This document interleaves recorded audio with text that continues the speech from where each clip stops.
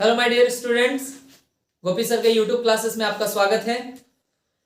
आज हम लोग ग्रामर के एक चैप्टर सब्जेक्ट ऑफ एग्रीमेंट का फाउंडेशन क्लास देखेंगे। आखिर हमें सब्जेक्ट ऑफ एग्रीमेंट में क्या पढ़ना है और इससे रिलेटेड क्वेश्चंस कैसे हमारे एग्जामिनेशन में पूछे जाते हैं।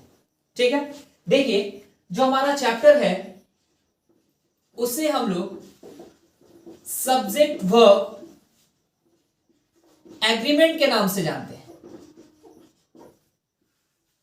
आप इसे सिंटैक्स के नाम से भी पढ़ सकते हैं, यानी कई किताबों में इसे सिंटैक्स के नाम से भी पढ़ाया गया है और कई किताबों में इसे सब्जेक्ट ऑफ एग्रीमेंट के नाम से भी जाना जाता है। कुछ कुछ चैप्टर्स में इन्हें सब्जेक्ट वर्ब कंकर्ड भी कहा जाता है। जो सबसे बेस्ट नाम है एक स्टूडेंट के लिए वो होता है सब्जेक्ट वर्ब एग्रीमेंट, क्योंकि आप इस वर्ड से ये समझ सकते हैं that there must be an agreement between subject and verb of a sentence। किसी भी सेंटेंस के सब्जेक्ट और वर्ब के बीच एक एग्रीमेंट का होना बहुत जरूरी है। बिना सब्जेक्ट और वर्ब के एग्रीमेंट के आप सेंटेंस में आगे नहीं बढ़ सकते। आप अगर किसी भी सेंटेंस को लिखते हैं then you need a subject, आपको एक सब्जेक्ट की आवश्यकता होती है और उस सब्जेक्ट के साथ साथ आपको उस सब्जेक्ट के लिए एक वर्ब की आवश्यकता पड़ती है। यानी आप किसी भी सेंटेंस में सब्जेक्ट का यूज करते ही हैं और आप उस सब्जेक्ट के लिए एक वर्ब का यूज करते हैं। तो ऐसे कंडीशन में हमें यह जानना होता है कि सब्जेक्ट वर्ब के साथ अपना लिंक कैसे बनाता है। वो क्या क्या रूल है जो हमें सिखा पाए कि सब्जेक्ट कौन से वर्ब के साथ अपने लिंक को बनाएगा। एक छोटी सी बात अगर मैं आपके सामने लिखूं, आई आर गोइंग, तो आपके दिमाग में एक बात आएगी कि ये लिखा गया सेंटेंस तो बिल्कुल गलत है। आखिर ये गलत क्यों है? क्योंकि हमारे सेंटेंस में जो सब्जेक्ट है और जो वर्ब है वो एक दूसरे के साथ अग्रीमेंट नहीं बना पा रहा है। तो हमारा काम होता है कि इन दोनों के बीच एक एग्रीमेंट बनाने का। अब जब इन दोनों के बीच एग्रीमेंट बनाने जाते हैं तो हमारे दिमाग में दो बातें आती। क्या हम इस सब्जेक्ट को बदल दें तो वर्ब अग्री कर जाएगा, क्या हम इस वर्ब को बदल दें तो सब्जेक्ट अग्री कर जाएगा। तो याद रखिए, कभी भी किसी भी सेंटेंस में सब्जेक्ट और वर्ब को लेकर के प्रॉब्लम हो तो हमें वर्ब को चेंज करना पड़ता है। क्यों? क्योंकि हम सब्जेक्ट के अकॉर्डिंग वर्ब लाते हैं, वर्ब के अकॉर्डिंग सब्जेक्ट नहीं लाते। इस वजह से हम यहां सब्जेक्ट के अकॉर्डिंग यहां वर्ब को गलत ठहराते हैं और यहां किसका यूज करते हैं? एम का। तो आपने देखा कि हम सब्जेक्ट के साथ वर्ब को लिंक करते हैं, अग्री करते हैं। तो इसी वजह से चैप्टर का नाम क्या पड़ा? Subject verb agreement. और इसी सब्जेक्ट वर्ब एग्रीमेंट के अलग अलग पॉइंट है जो शुरुआत तो बहुत बेसिक लेवल के पॉइंट से होंगे लेकिन लास्ट होते होते कई स्टैंडर्ड पॉइंट हो जाएंगे। इस चैप्टर को पहले पढ़ने का फायदा एक और भी है।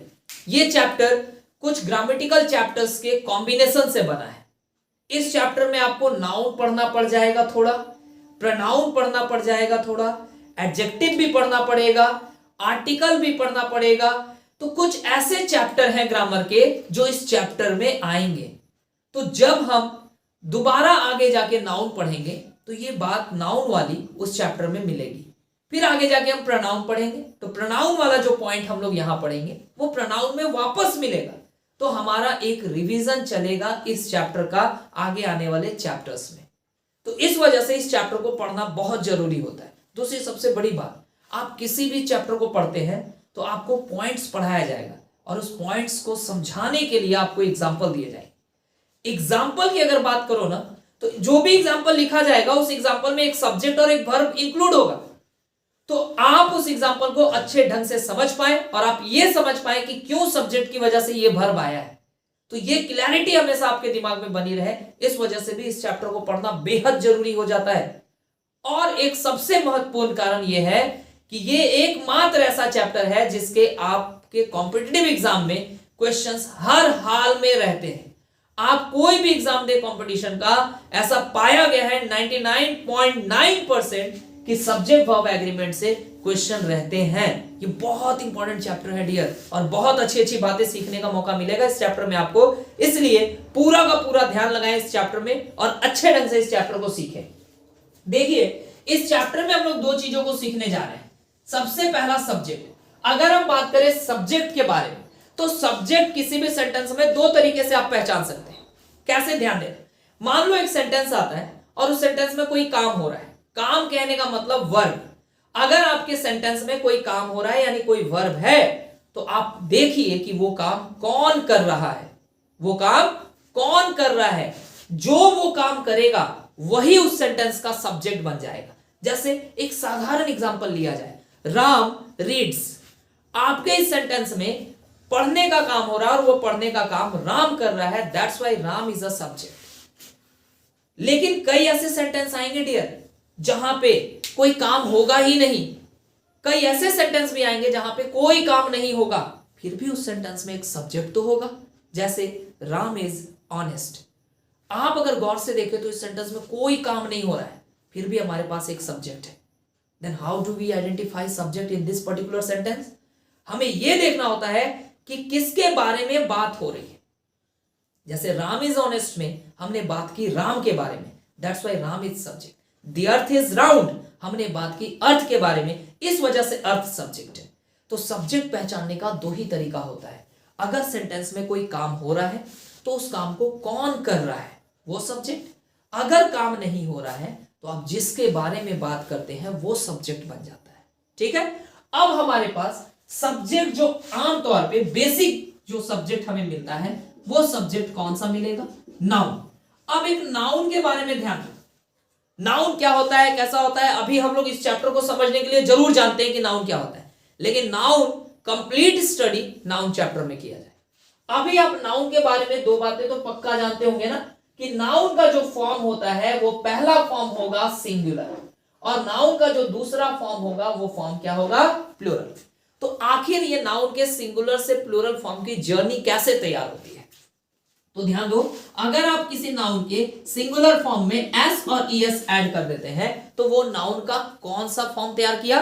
Plural form. अच्छा देखो, जब हम लोग ये चीजें लिखते हैं, जैसे मैंने एक एग्जांपल लिया बॉय। बॉय सिंगुलर नाउन है, आपने प्लूरल बना डाला बॉयज। मैंने लिखा गर्ल, आपने कहा गर्ल्स। तो ये हम सिंगुलर से प्लूरल नाउन बना सकते हैं। ठीक। एक बात ध्यान रखना, कुछ बच्चों के दिमाग में आ जाएगा, सर कई ऐसे नाउन है जो बिना एस के भी प्लूरल है, कई ऐसे नाउन है जो एस लगने के साथ भी सिंगुलर है। तो भाई देखो, ये जो थ्योरी है ग्रामर में, ये 98% फॉलो होगी। 2% कुछ ऐसे काट है नाउन का, कुछ ऐसे नाउन भी है जो एस लगने के बावजूद भी सिंगुलर है, कई ऐसे नाउन है जो बिना एस के भी प्लूरल है, और कुछ ऐसे नाउन है जो एक ही रूप में सिंगुलर है, एक ही रूप में प्लूरल है। तो हमें बहुत सारी चीजें अभी आगे सीखनी है, लेकिन शुरुआत है, और शुरुआत में हमें यह जानना है कि 98% तो काम यही थ्योरी करेगी, तो क्यों 2% के चक्कर में अपना 98 खराब कर रहे हो? इस वजह से इस थ्योरी को बिल्कुल दिमाग में सेट करो कि नाउन बिना एस के सिंगुलर होगा, और अगर एस लग जाए तो प्लूरल होगा। क्या कहा मैंने? नाउन बिना एस के सिंगुलर होगा और एस लग जाए तो प्लूरल होगा। अब जरा हम आ रहे हैं दूसरे टॉपिक पे। ये हमारा दूसरा टॉपिक किससे रिलेटेड है? वर्ब से। ध्यान दो, वर्ब क्या होता है? अभी मैंने कहा था कि सेंटेंस में जो काम हो रहा है वो वर्ब है। तो वही वर्ब है, एक्शन जिसको आप कहते हैं, डूइंग वर्ड्स जिसको आप कहते हैं। वर्ब मतलब कोई काम को बताता है। जैसे मैंने आपके सामने कहा टेबल, टेबल तो कोई काम नहीं हुआ, लेकिन मैंने कहा तोड़ना, तो टेबल को जब आप तोड़ रहे हैं तो तोड़ना क्या हुआ? एक काम हुआ, तो ब्रेक हमारा वर्ब हुआ। अब ध्यान, वर्ब की अगर मैं बात करूं तो वर्ब के भी दो फॉर्म होते हैं, एक फॉर्म होगा प्लूरल और एक फॉर्म होगा सिंगुलर। वर्ब के भी दो फॉर्म है, एक फॉर्म होगा प्लूरल और एक फॉर्म होगा सिंगुलर। अब अगर वर्ब के प्लूरल और सिंगुलर फॉर्म को जज करो तो कैसे जज कर पाओगे? ध्यान, वर्ब में प्लूरल फॉर्म में जब आप एस और ईएस ऐड करते हैं तो वो क्या बन जाता है? सिंगुलर। कौन सा फॉर्म बन जाता है वर्ब का? सिंगुलर। जब आप प्लूरल फॉर्म में एस और ईएस ऐड करते हैं तो वो कौन सा फॉर्म बन जाता है? सिंगुलर। यानी सीधे शब्दों में आप कह सकते हैं कि सिंगुलर वर्ब के साथ क्या लगा रहता है? सिंगुलर वर्ब के साथ क्या लगा रहता है? एस और ईएस। इसी तरह से आप यहां कह सकते हैं कि प्लूरल नाउन के साथ क्या लगा रहता है? एस और ईएस। अब अगर गौर करके देखें, मैंने एक एग्जांपल लिखा यहां पे, गो। गो का जो सिंगुलर वर्ब होता है वो हम लोग क्या लिखते हैं? गोस। प्ले का जो सिंगुलर वर्ब हम लोग लिखते हैं वो क्या लिखते हैं? प्लेज। ध्यान दें, एस और ईएस लगने से नाउन प्लूरल होता है, लेकिन एस और ईएस लगने से वर्ब सिंगुलर होता है। क्या कहा? एस और ईएस लगने से नाउन प्लूरल होगा, लेकिन एस और ईएस लगने से वर्ब सिंगुलर होगा। अब ध्यान दो, ग्रामर में ना वर्ब तो बहुत सारे, लेकिन हम लोग यहां उसी वर्ब को सीखने वाले हैं जो किसके साथ आ रहा है? सब्जेक्ट के साथ। तो भाई सब्जेक्ट के साथ सारे वर्ब को अधिकार नहीं दे दिया गया कि आप सब्जेक्ट के साथ जा सकते। सब्जेक्ट के साथ आने वाले वर्ब लिमिटेड है। कौन कौन से वर्ब है जो सब्जेक्ट के साथ आते हैं? पहले हम लोग ये क्लेरिफाई करें। सब्जेक्ट के साथ आने वाले वर्ब में सबसे पहला जो लिस्ट आता है, जो बहुत इंपॉर्टेंट है, वो वर्ब कहलाता है प्राइमरी ऑक्सिलरी। कौन सा वर्ब? Primary auxiliary. ये प्राइमरी ऑक्सिलरी, मैंने ऑक्सिलरी वर्ब करके एक वीडियो अपलोड किया है, आप उस ऑक्सिलरी वर्ब में चले जाएं और उस ऑक्सिलरी वर्ब को स्टडी कर ले, आपको पता चल जाएगा प्राइमरी ऑक्सिलरी क्या है। ध्यान दीजिए, प्राइमरी ऑक्सिलरी में is, am, are, was, were, has, have, had, do, does, did, ये हमारे प्राइमरी ऑक्सिलरी होते हैं। दूसरा जो वर्ब सब्जेक्ट के साथ आता है उसे हम मॉडल ऑक्सिलरी कहते हैं, जिसमें आप can, could, may, might, shall, will, should, would, blah blah blah इस तरह के वर्ड्स को रखते हैं। अब तीसरा जो वर्ब आता है वो होता है मेन वर्ब। तीसरा जो वर्ब आता है वो होता है मेन वर्ब। मेन वर्ब भी सब्जेक्ट के साथ आने का काम करता है। मेन वर्ब मतलब भी 1 2 3 4 5, उसमें भी अगर गौर करोगे ना तो मेन वर्ब का सिर्फ फर्स्ट वाला फॉर्म, सिर्फ सेकंड वाला फॉर्म और सिर्फ लास्ट वाला फॉर्म, यानी हम यहां बड़े अक्षरों में लिख देते हैं V1 2 और 5, सिर्फ यही 3 वर्ब हैं जो सब्जेक्ट के साथ डायरेक्टली आते हैं। बचा कौन सा वर्ब? एक बच गया वर्ब 3। अगर आप वर्ब 3 लगाते हैं तो आप सेंटेंस में हैज, हैव, हैड रखते हैं। अगर आप वर्ब 4 लगाते हैं तो आप सेंटेंस में is, am, are, was, were रखते हैं। तो ये बात ध्यान दीजिएगा कि सब्जेक्ट के साथ डायरेक्टली आने वाले ये 3 तरह के वर्ब हैं। उसके बाद आप सेंटेंस में जो भी वर्ब यूज करते हैं वो सब्जेक्ट के साथ नहीं आता है। ठीक है, तो सब्जेक्ट के लिए आने वाला जो वर्ब होता है वो 3 तरह का होता है, एक प्राइमरी, एक मॉडल और एक मेन वर्ब। मेन वर्ब में भी 5 फॉर्म होते हैं, लेकिन 3 ही फॉर्म है जो सब्जेक्ट के साथ आते हैं। ठीक, अब जरा गौर करके देखिएगा, ध्यान से सोचिएगा। मैं आपसे एक छोटा सा उदाहरण पूछने जा रहा हूं। आप अगर किसी शॉप में जाते हैं पेन खरीदने के लिए और आपको वहां एक ही पेन दिखता है, सिर्फ और सिर्फ एक पेन, उस उतनी बड़ी दुकान में बस एक ही पेन, और आपको बहुत जरूरी काम है तो आप मजबूरी में इसी एक पेन को खरीदते हैं क्योंकि आपके पास कोई चॉइस नहीं है। लेकिन उसी तरह से आपको फिर कभी पेन की आवश्यकता पड़ी और आप उसी दुकान में चले गए, लेकिन इस बार उस दुकान वाले ने आपके सामने 3-4 कलमें रख दी। अब आप अपने चॉइस के आधार पे एक पेन को पसंद करते हैं और खरीदते हैं। यही बात सब्जेक्ट भी वर्ब के साथ अप्लाई करता है। इनमें से ये 3 जो वर्ब है ये सब्जेक्ट के साथ आते हैं, लेकिन इन 3 वर्ब में से कई ऐसे वर्ब हैं जो अकेले पेन के जैसे होते हैं, मतलब अकेले होते हैं। तो वैसे कंडीशन में सब्जेक्ट की मजबूरी है इस वर्ब को ले जाना, सब्जेक्ट की मजबूरी है इस वर्ब को ले जाना। लेकिन कई ऐसे वर्ब होते हैं डियर जो अपने आप को उन कलमों के जैसा रखते हैं जो ऑप्शन में आते हैं। तो ऐसे कंडीशन में सब्जेक्ट फ्री है, अपनी पसंद के अनुसार किसी एक वर्ब को चुनता है। तो हमें इस चैप्टर में यही सीखना है कि सब्जेक्ट कौन से वर्ब को चुनता है, कौन से वर्ब को सेलेक्ट करता है। तो सब्जेक्ट कब सेलेक्ट करेगा? जब वर्ब अपने अंदर ऑप्शन दिखाएगा। सब्जेक्ट कब सेलेक्ट करेगा? जब वर्ब अपने अंदर ऑप्शन दिखाएगा। अगर वर्ब के पास ऑप्शन होगा ही नहीं तो सब्जेक्ट की मजबूरी है उस वर्ब के साथ रह जाने का। तो इनमें से कई ऐसे वर्ब है जो ऑप्शन लेके नहीं आते हैं, तो पहले उनको अलग कर लेते हैं क्योंकि उनको पढ़ने से कोई फायदा नहीं। मॉडल ऑक्सिलरी अपने साथ ऑप्शन लेके नहीं आएगा। समझो, अगर मैं बोलूं मैं इस पेन को तोड़ सकता हूं, मैं इस पेन को तोड़ सकता हूं, आप इस सेंटेंस में क्या लगाना चाहते हैं? कैन। कैन क्या आप आई सोच के लगा रहे हैं कि सब्जेक्ट आई है इस वजह से कैन लगा रहे हैं? नहीं, आप देख रहे हैं कि बात यहां पे स्ट्रेंथ की हो रही है, ताकत की हो रही है, और ताकत को बताने के लिए किसका यूज किया जाता है? कैन का। इस वजह से आपने कहा I can break this pen. यही बात मैं बोलूं तुम इस पेन को तोड़ सकते हो तो आप कहते हैं you can break this pen. मैं बोलता हूं वे लोग इस पेन को तोड़ सकते हैं, आप कहते हैं they can break this pen. इसका मतलब है कि कैन सारे सब्जेक्ट के साथ आ सकता है। क्यों? क्योंकि कैन ऑप्शन में नहीं आएगा, मॉडल ऑक्सिलरी ऑप्शन में नहीं आएगा। जब मॉडल वर्ब ऑप्शन में नहीं आएगा तो हम उसका यूज किसी भी सब्जेक्ट के साथ कर सकते हैं। इसी वजह से इस चैप्टर से हम लोग मॉडल वर्ब को बाहर रखते हैं, पढ़ने से कोई फायदा नहीं है, क्योंकि हमें सीखना है कि कौन सा सब्जेक्ट कौन से वर्ब को सेलेक्ट करेगा, और सेलेक्ट वर्ब तभी कर पाएगा जब कोई वर्ब अपने अंदर ऑप्शन दिखाए, और मॉडल ऑक्सिलरी ऑप्शन नहीं दिखाता है। इस वजह से मॉडल ऑक्सिलरी को थोड़ा बाहर रखा जाए भाई, सिलेबस आसान होगा। अब आ जाओ मेन वर्ब पे। तो मेन वर्ब में दो ही वर्ब ऐसे हैं जो ऑप्शन दिखाते हैं, एक V1 और एक V5, यानी वर्ब का फर्स्ट फॉर्म और वर्ब का फिफ्थ फॉर्म। यही दो वर्ब हैं जो ऑप्शन में आते हैं। याद करो सिंपल प्रेजेंट। सिंपल प्रेजेंट का रूल क्या लिखते हैं आप? सब्जेक्ट प्लस V1 या V5 प्लस ऑब्जेक्ट। इसका मतलब आप V1 और V5 को ऑप्शन में दिखाते हैं। लेकिन अगर आप सिंपल पास्ट की बात करें तो आप क्या लिखते हैं? Subject plus V2 plus object. There is no option with V2। V2 के साथ कोई ऑप्शन नहीं है। तो कोई भी सब्जेक्ट है V2 के साथ रहना पड़ेगा भाई, क्योंकि ऑप्शन ही नहीं है।